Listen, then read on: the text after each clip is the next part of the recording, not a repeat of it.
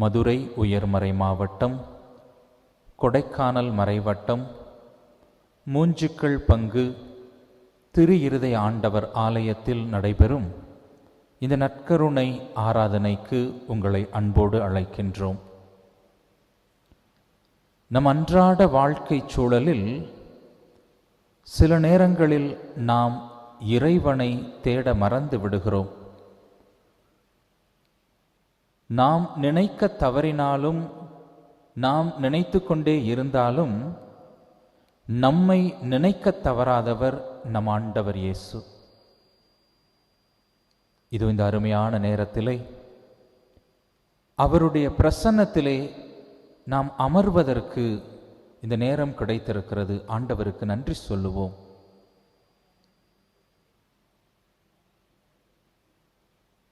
இறைவனுடைய பிரசன்னத்திலே அமர்ந்திருக்கிற பொழுது நமது உள்ளத்திற்கு மகிழ்ச்சி கிடைக்கிறது, நிம்மதி கிடைக்கிறது, அமைதி கிடைக்கிறது. அவருடைய திருமுகத்தை நாம் நாடுகிற பொழுதெல்லாம், தேடுகிற பொழுதெல்லாம் அவரிடமிருந்து அருளும் ஆற்றலும் வல்லமையும் நாம் நிறைவாக பெற்றுக்கொள்ளுகிறோம். இந்த ஒரு சில மணித்துளிகள் அவரை உற்று நோக்குவோம், அவரோடு பேசுவோம். அவர் என்ன பேசுகிறார் என்பதற்கு செவி கொடுப்போம். அவரை புகழ்ந்து பாடுவோம், ஆராதித்து வணங்கி நன்றி கூறி மகிழ்வோம்.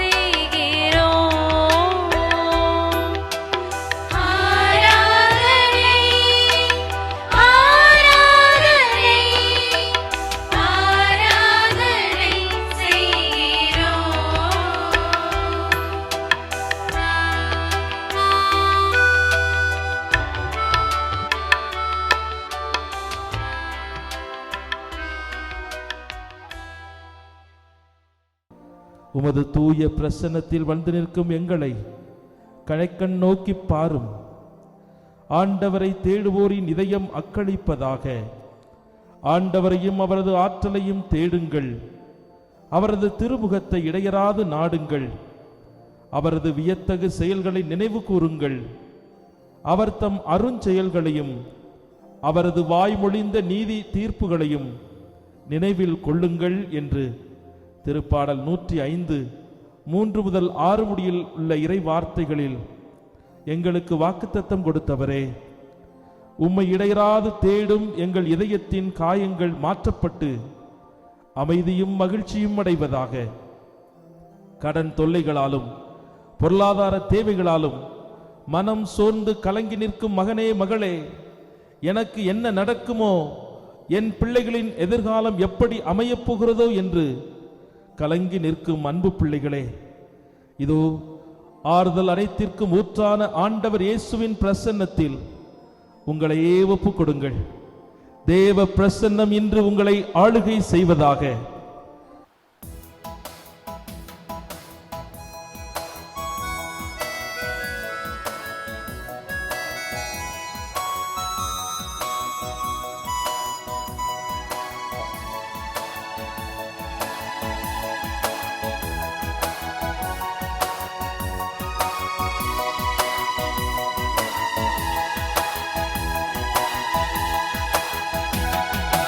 ஆவியான தேவனே,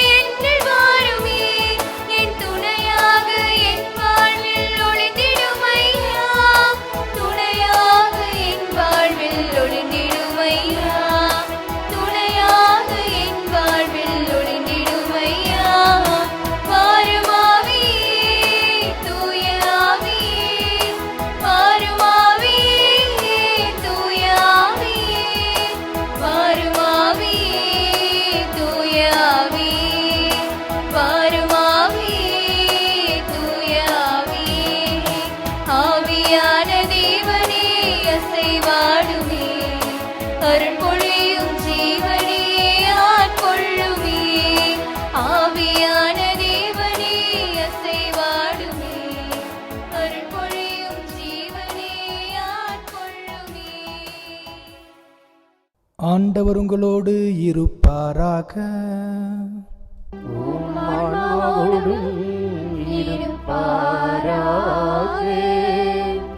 லூக்கா எழுதிய தூய நற்செய்தியிலிருந்து வாசகம்.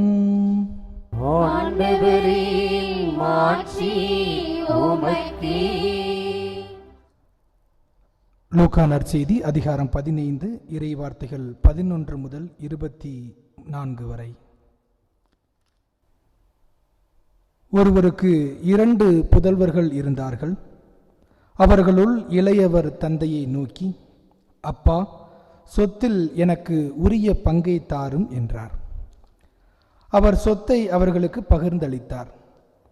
சில நாட்களுள் இளைய மகன் எல்லாவற்றையும் திரட்டி கொண்டு தொலைநாட்டிற்கு நெடும் பயணம் மேற்கொண்டார். அங்கு தாறுமாறாக வாழ்ந்து தம் சொத்தையும் பாழாக்கினார். அனைத்தையும் அவர் செலவழித்தார். பின்பு அந்த நாடு முழுவதும் கொடிய பஞ்சம் ஏற்பட்டது. அப்பொழுது அவர் வறுமையில் வாடினார். எனவே அந்த நாட்டு குடிமக்களுள் ஒருவரிடம் அண்டி பிழைக்கச் சென்றார். அவர் அவரை பன்றி மேய்க்க தம் வயல்களுக்கு அனுப்பினார். அவர் பன்றிகள் தின்னும் நெற்றுகளால் தம் வயிற்றை நிரப்ப விரும்பினார். ஆனால் அதை கூட அவருக்கு கொடுப்பார் இல்லை. அவர் அறிவு தெளிந்தவராய், என் தந்தையின் கூலி ஆட்களுக்கு தேவைக்கு மிகுதியாக உணவு இருக்க நான் இங்கு பசியால் சாகிறேனே. நான் புறப்பட்டு என் தந்தையிடம் போய், அப்பா, கடவுளுக்கும் உமக்கும் எதிராக நான் பாவம் செய்தேன். இனிமேல் நான் உம்முடைய மகன் எனப்பட தகுதியற்றவன். உம்முடைய கூலி ஆட்களுள் ஒருவனாக என்னை வைத்துக் கொள்ளும் என்பேன் என்று சொல்லிக் கொண்டார். உடனே அவர் புறப்பட்டு தம் தந்தையிடம் வந்தார். தொலையில் வந்து கொண்டிருந்த போதே தந்தை அவரை கண்டு பரிவு கொண்டு ஓடி போய் அவரை கட்டி தழுவி முத்தமிட்டார். மகனோ அவரிடம், அப்பா, கடவுளுக்கும் உமக்கும் எதிராக நான் பாவம் செய்தேன். இனிமேல் நான் உம்முடைய மகன் எனப்பட தகுதியற்றவன் என்றார். தந்தை தம் பணியாளரை நோக்கி, முதல் தரமான ஆடையை கொண்டு வந்து இவனுக்கு உடுத்துங்கள். இவனுடைய கைக்கு மோதிரமும் காலுக்கு மிதியடையும் அணிவியுங்கள். கொழுத்த கன்றை கொண்டு வந்து அடியுங்கள். நாம் மகிழ்ந்து விருந்து கொண்டாடுவோம். ஏனெனில் என் மகன் இவன் இறந்து போயிருந்தான், மீண்டும் உயிர் பெற்று வந்துள்ளான். காணாமல் போயிருந்தான், மீண்டும் கிடைத்துள்ளான் என்றார். அவர்கள் மகிழ்ந்து விருந்து கொண்டாட தொடங்கினார்கள். ஆண்டவரின் அருள்வாக்கு.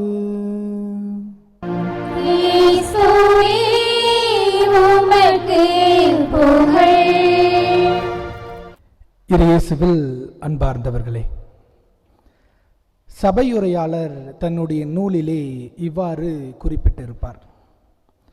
ஒவ்வொன்றிற்கும் ஒரு நேரம் உண்டு. உலகில் நடக்கின்ற ஒவ்வொரு நிகழ்ச்சிக்குமே ஒரு காலம் உண்டு என்று கூறி, பிறப்புக்கு ஒரு காலம் என்றால் இறப்புக்கு ஒரு காலம் உண்டு.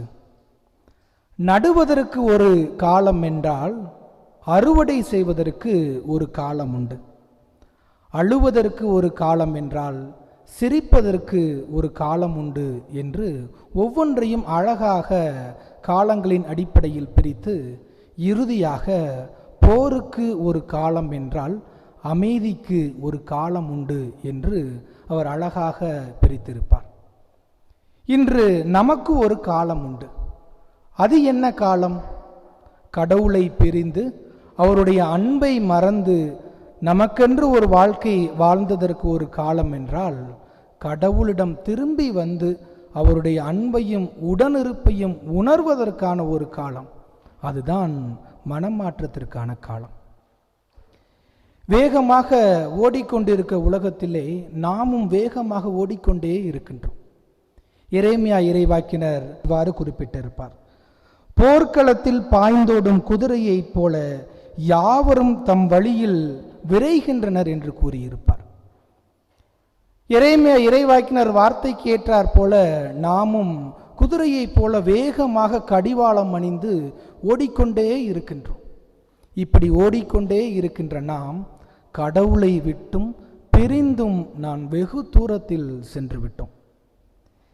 இப்படி ஓடி ஓடி பராமரித்து நம்மை காத்து வருகின்ற கடவுளை விட்டு வெகு தொலைவில் சென்று விட்ட நாம் இப்பொழுது நம்முடைய ஓட்டத்தை நிறுத்தி சற்று நிதானமாக திரும்பி பார்த்து, என்னுடைய வாழ்க்கையில் நான் ஒழுங்காக வாழ்கின்றேனா, கடவுள் எனக்கு கொடுத்த அந்த அழகான வாழ்க்கையை நான் சரியாக பயன்படுத்தி வாழ்கின்றேனா என்று சிந்தித்து பார்ப்பதோடு, கடவுளுக்கும் எனக்குமான உறவில் நான் கடவுளை முன்னிலைப்படுத்தி வாழ்கின்றேனா என்ற கேள்வியை எழுப்பி பார்ப்போம். அதோடு இணைத்து எனக்குமான உறவில் நான் என்னை முழுமையாக அன்பு செய்கின்றேனா என்ற கேள்வியும் எழுப்பி பார்ப்போம். எனக்கும் பிறருக்குமான உறவில் மற்றவர்களை நான் புரிந்து கொண்டு ஏற்றுக்கொண்டு அன்பு செய்து வாழ்கின்றேனா என்று சிந்தித்து பார்த்து திரும்பி கடவுளை நோக்கி திரும்பி வருவதற்கான ஒரு முயற்சியில் ஈடுபடுவோம். அதற்காகத்தான் இன்றைய நாளிலே நாம் அழைக்கப்படுகின்றோம். பல நேரங்களில் நம்முடைய பக்தி முயற்சிகளினாலே நாம் மனமாற்றம் அடைந்து விடலாம், நம்முடைய வாழ்க்கை மாறிவிடும் என்று நினைக்கின்றோம். எடுத்துக்காட்டிற்கு மாலை அணிவிப்பதும் சரி, பாத யாத்திரையாக நாம் கோவில்களுக்கு செல்வதும் சரி, இப்படி சென்று விட்டால் நாம் மனம் மாறிவிடலாம், நம்முடைய வாழ்க்கை மாறிவிடும் என்று நாம் நினைத்து கொண்டிருக்கின்றோம். ஒரு ஆசிரமத்திலே வாழ்ந்து கொண்டிருக்கின்ற சீடர்களும் குருவும் பேசிக்கொண்டார்கள். சீடர்கள் குருவிடம் வந்து, குருவே, நாங்கள் பக்கத்தில் இருக்கின்ற கோயில்களுக்கு சென்று அங்குள்ள குளத்தில் எல்லாம் நாங்கள் நீராடிவிட்டு எங்களுடைய பாவங்களை எல்லாம் போக்கி நாங்கள் மனம் மாற்றம் அடைய வேண்டும் என்று நினைக்கிறோம். அதனால் எங்களுக்கு அனுமதி கொடுங்கள், நாங்கள் போய் வருகின்றோம் என்று கூறினார்கள். உடனே அந்த குருவும் சீடர்களிடம், சரி, நீங்கள் மகிழ்ச்சியோடு சென்று வாருங்கள் என்று சொல்லிவிட்டு, ஆனால் நீங்கள் ஒவ்வொரு குளத்திலும் நீங்கள் நீராடுகின்ற பொழுது நான் கொடுக்கின்ற ஒரு பாகற்காயை நீங்கள் கையில் வைத்து கொள்ள வேண்டும் அப்படின்னு சொல்லி அனுப்பிவிடுகின்றார். இவர்களும் நீராடுவதற்காக ஒவ்வொரு கோயில்களுக்கும் செல்கின்றார்கள். அருகில் இருக்கின்ற எல்லா கோயில்களுக்கும் சென்று நீராடிவிட்டு குருவிடம் வந்து, குருவே, நாங்கள் புதிய மனுஷனாக மாறிட்டோம், நாங்கள் மனமாற்றம் அடைந்து விட்டோம், எங்களுக்கு இப்பொழுது புதிய வாழ்க்கை கிடைத்திருக்கின்றது, கடவுள் எங்களுக்கு புதிய வாழ்க்கையை கொடுத்திருக்கின்றார் என்று குருவிடம் வந்து கூறினார்கள். உடனே குரு, சரி, உங்கள்கிட்ட கொடுத்த அந்த பாகற்காயை கொடுங்க அப்படின்னு கேட்கின்றார். உடனே அந்த பாகற்காயை வாங்கி உடைத்து சுவைத்து பார்த்து, எல்லா குளத்திலையும் நீங்கள் நீராடி இருக்கின்றீர்கள், ஆனால் இந்த பாகற்காய் மட்டும் கசப்பாக இருக்கின்றதே, எப்படி என்று கேட்டார். உடனே சீடர்கள் குருவிடம், குருவே, எந்த குளத்தில் போய் நம்ம முங்கி எந்திரிச்சாலும் பாகற்காய் கசப்பாகத்தான் இருக்கும், இது கூட உங்களுக்கு தெரியாதா என்று குருவை பார்த்து அவர்கள் சொல்கின்றார்கள். உடனே குரு சீடர்களை பார்த்து, இப்படித்தான் உனக்குள் எந்த ஒரு மனமாற்றமும் நிகழாமல் எத்தனை கோயில்களுக்கு சென்று நீ எத்தனை குளங்களில் நீ நீராடினாலும் அது எந்த ஒரு பலனையும் உனக்கு அளிக்கப் போவதில்லை. உனக்குள் நீ உன்னையே நீ சுய ஆய்வு செய்து பார்த்து நீ உனக்குள் செல்கின்ற பயணத்தினால் நீ மனம் மாறுகின்ற பொழுதுதான் உன்னுடைய வாழ்க்கையில் மாற்றம் ஏற்படும் என்று அந்த குரு அவர்களுக்கு அறிவுரை கூறினார். ஆம் அன்பார்ந்தவர்களே, இன்று நம்முடைய வாழ்க்கையிலும் அப்படித்தான். நம்மை நாமே சுய ஆய்வு செய்து பார்க்காமல் எத்தனை கோயில்களுக்கு சென்று நாம் எத்தனை பக்தி முயற்சிகளை மேற்கொண்டாலும் மனமாற்றம் என்பது நமக்கு ஏற்படாது. நம்மை நாமே சுய ஆய்வு செய்து பார்த்து நான் சரியாக வாழ்கின்றேனா என்று ஒவ்வொரு நாளும் நாம் நம்மை சுய ஆய்வு செய்து பார்க்கின்ற பொழுதுதான் நமக்குள் மனமாற்றம் என்பது ஏற்படும். இன்று வாசிக்கப்பட்ட நற்செய்தியிலே நாம் பார்க்கின்றோம், தந்தையிடம் சொத்துக்களை பிரித்துவிட்டு இளைய மகன் வெகு தூரத்திற்கு சென்று விடுகின்றார். சென்று தன்னிடம் இருந்த அனைத்து சொத்துக்களையும் பணங்களையும் எல்லாம் செலவழித்துவிட்டு பன்றி மேய்க்கின்ற இடத்தில் போய் அங்கு வேலை செய்து கொண்டிருக்கின்றார். அப்படிப்பட்ட ஒரு நேரத்தில் தான் அவருக்கு ஒரு கேள்வி எழும்புகின்றது. தந்தையிடம் இருக்க வேண்டிய நான் இன்னைக்கு ஒரு பன்றி கூட்டத்தோடு இருந்து கொண்டு இருக்கின்றேனே அப்படின்னு ஒரு கேள்வியை எழுப்பி பார்க்கின்றார். தன்னுடைய கடந்த கால வாழ்க்கையை எல்லாம் சுய ஆய்வு செய்து பார்க்கின்றார்.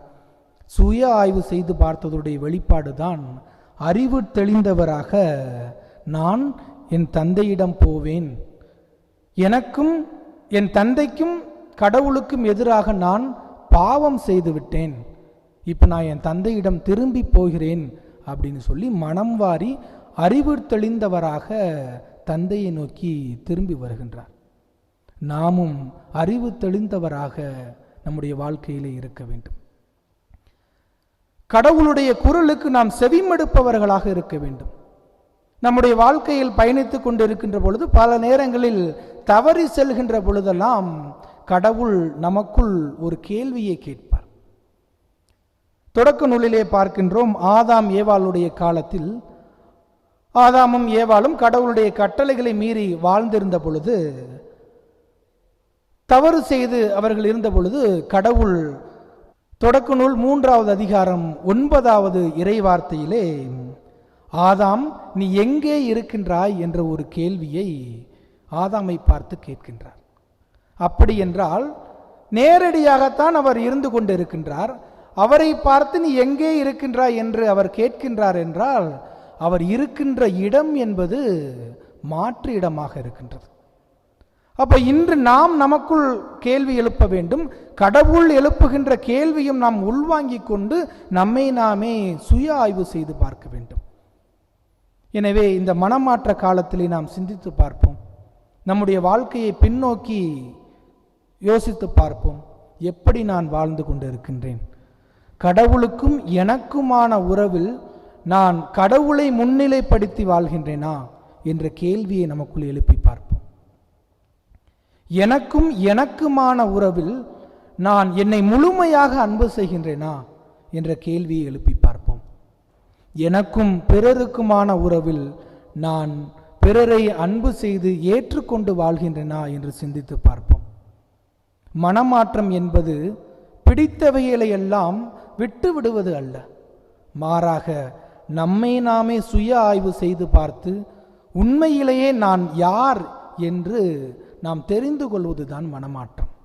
எனவே அன்பார்ந்த சகோதர சகோதரிகளே, நம்முடைய வாழ்க்கையில் நேரம் கிடைக்கின்ற பொழுதெல்லாம் நம்மை நாமே சுய ஆய்வு செய்து பார்ப்போம். நமக்குள்ளே கேள்வி எழுப்பி பார்ப்போம். அந்த கேள்விகளின் மூலமாக நாம் யார் என்பதை உணர்ந்து கொள்வோம். அப்படி உணர்கின்ற பொழுது உண்மையான மனமாற்றத்தை நாம் உணர முடியும். அதன் மூலமாக கடவுளுடைய ஆசீரையும் அருளையும் உடனிருப்பையும் ஒவ்வொரு நாளும் நாம் உணர்ந்து அதன்படி பயணிக்க முடியும். எனவே அதற்கான முயற்சியில் ஈடுபடுவோம். கடவுள் நம்மை நிறைவாக ஆசீர்வதிப்பார். ஆமேன். ஒரு தாய் தன் பிள்ளையை தேற்றுவது போல் நான் உங்களை தேற்றுவேன். எருசலேமில் நீங்கள் தேற்றப்படுவீர்கள், இதை நீங்கள் காண்பீர்கள். உங்கள் இதயம் மகிழ்ச்சி கொள்ளும், உங்கள் எலும்புகள் பசும்புல் போல் வளரும். ஆண்டவர் தம் ஆற்றலை தம் ஊழியருக்கு காட்டுவார் என்பதும், அவரது சினம் அவர் தம் பகைவருக்கு எதிராய் மூடும் என்பதும் அறியப்படும் என்று எசாயா புத்தகம் 66வது அதிகாரம் 13 முதல் 14 முடிய உள்ள இறை வார்த்தைகளிலே எங்களுக்கு வாக்குத்தத்தம் கொடுத்த அன்பு தெய்வமே, சோர்ந்து வீழ்ந்து போன எங்களை தேற்றுவீராக. பாவத்தாலும் பலவீனத்தாலும் சாத்தானின் சோதனைகளாலும் நோய்களாலும் வாதை பிணி துன்பங்களினால் வாடி நிற்கும் எங்களுக்கு ஆறுதலும் தேர்தலும் விடுதலையும் இன்று வழங்குவீராக.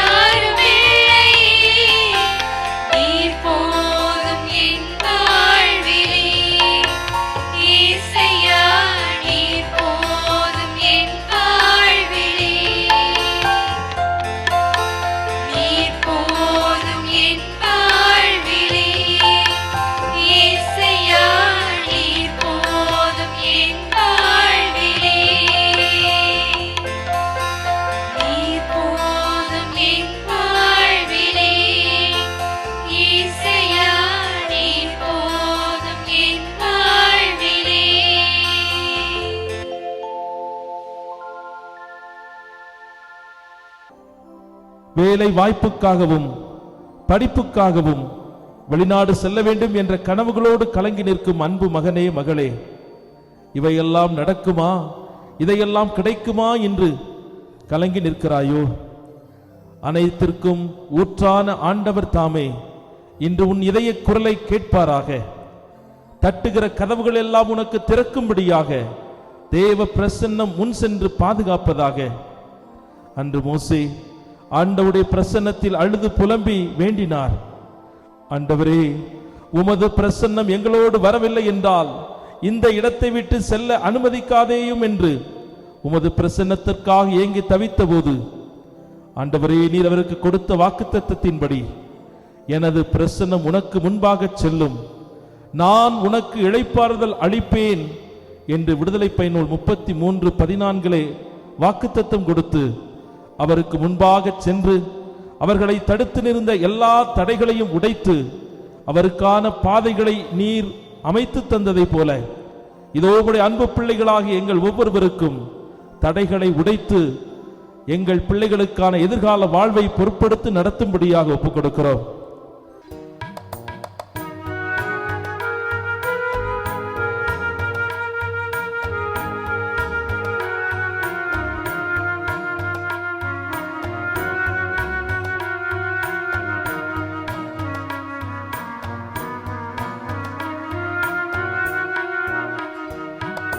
விண்ணப்பத்தை கேட்பவரே, என் கண்ணீரை காண்பவரே,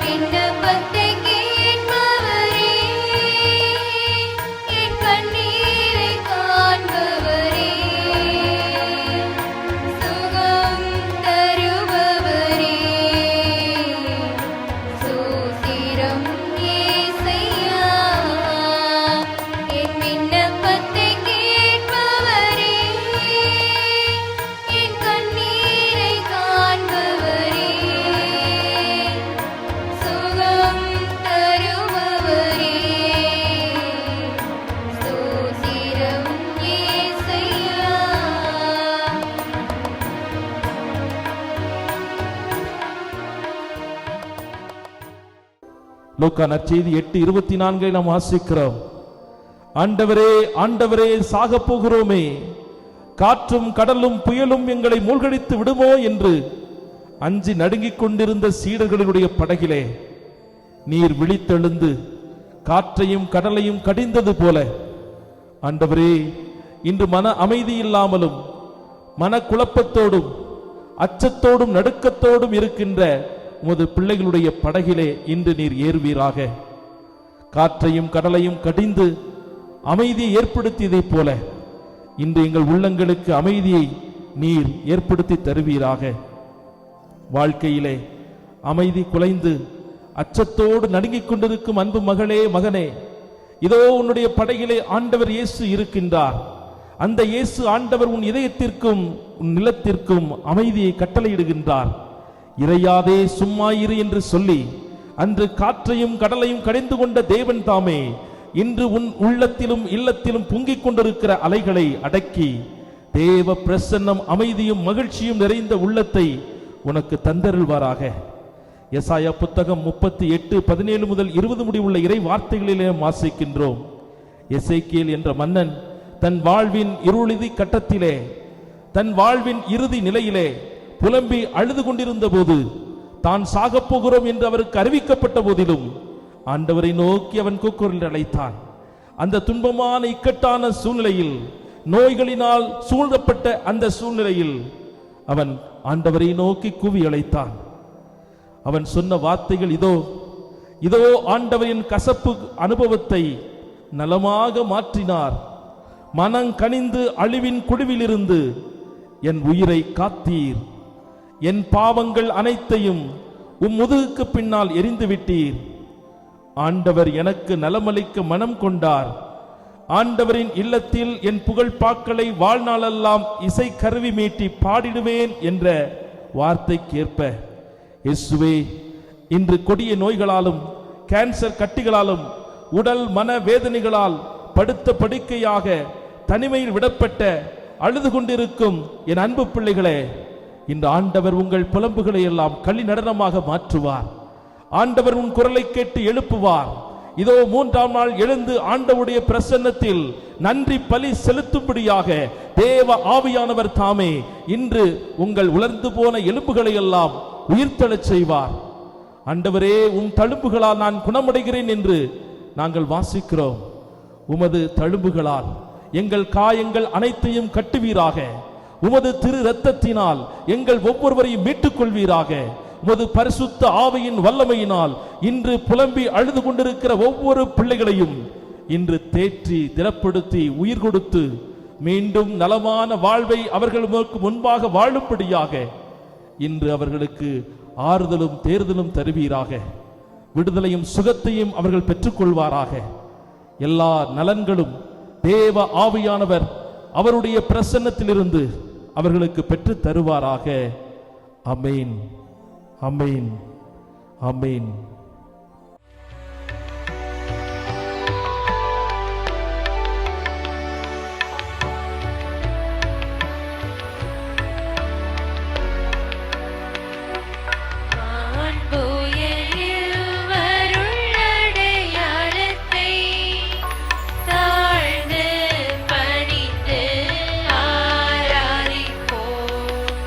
பழைய நியம முறைகள்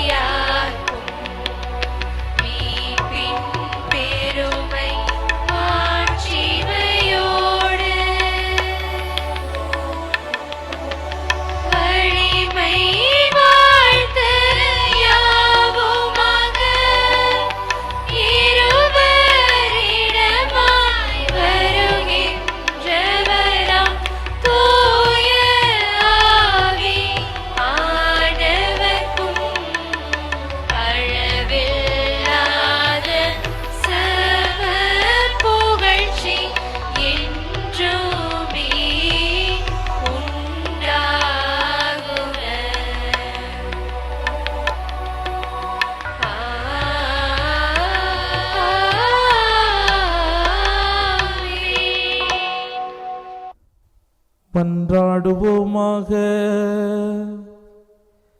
இறைவா, இந்த வியப்புக்குரிய அருளடையாளத்திலே உம்முடைய பாடுகளின் நினைவை எங்களுக்கு விட்டு சென்றீரே. திருவுடல் திருரத்தம் ஆகியவற்றின் தூய மறைபொருளை வணங்கும் நாங்கள் உமது மீட்பின் பயனை இடைவிடாமல் துய்த்து உணர்ந்து மகிழ அருள் புரிவீராக. தந்தையாகிய இறைவனோடு தூய ஆவியாரின் ஒன்றிப்பில் இறைவனாய் என்றென்றும் வாழ்ந்து ஆட்சி செய்கின்ற உம்மை மன்றாடுகின்றோ.